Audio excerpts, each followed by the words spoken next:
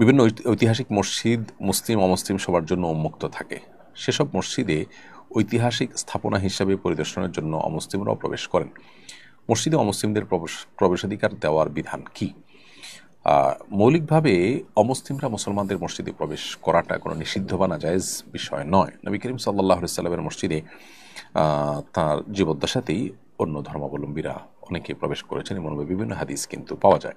এমনকি সহিহ বুখারীতে সুমামা ইবনে উসাল রাদিয়াল্লাহু তাআলা আনহুকে, যিনি পরবর্তীতে ইসলাম গ্রহণ করেছেন কিন্তু একটা সময় তিনি ইসলাম গ্রহণ করেননি, তাকে কিন্তু বন্দী হিসাবে যখন আনা হয়েছে অমুসলিম অবস্থা, তাকে কিন্তু মসজিদেই রাখা হয়েছিল।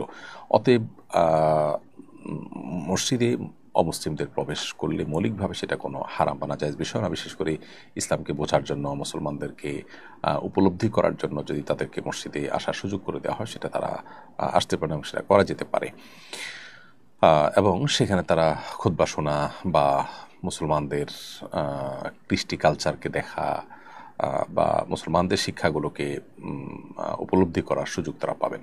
অতএব সে সুযোগ দেওয়াটা মৌলিকভাবে দর্শনীয় কোনো বিষয় না। তবে মসজিদের যে আদব শিষ্টাচার সেটা লক্ষ্য রাখতে হবে। সেখানে অমুসলিম মেয়েরা যদি আসে, তারা কি ড্রেস আপ মেনটেন করে আসবে সেটা গুরুত্বপূর্ণ। মালয়েশিয়ার মসজিদগুলোতে অমুসলিম মেয়েরা মসজিদে আসলে যে কোনো ড্রেস আপে ঢুকতে পারে, এই জন্য তাদেরকে বোরকার মতো একটা গাউন টাইপের পোশাক দেওয়া হয়, যে যারা ঢুকতে চান তারা সেটা পরে তারপরে ভিতরে ঢুকবেন, এবং মেয়েদের সাইডে মেয়েরা, ছেলেদের সাইডে ছেলেরা যাবেন, এই সুযোগটা রাখা হয়।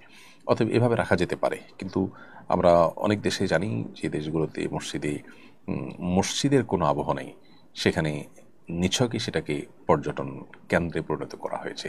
এরকমটি করা উচিত নয়। মসজিদের ন্যূনতম আদব এটা বজায় রাখা উচিত। এটাকে শুধুই পর্যটন স্পটে বা টুরিস্ট স্পটে পরিণত করা উচিত নয়।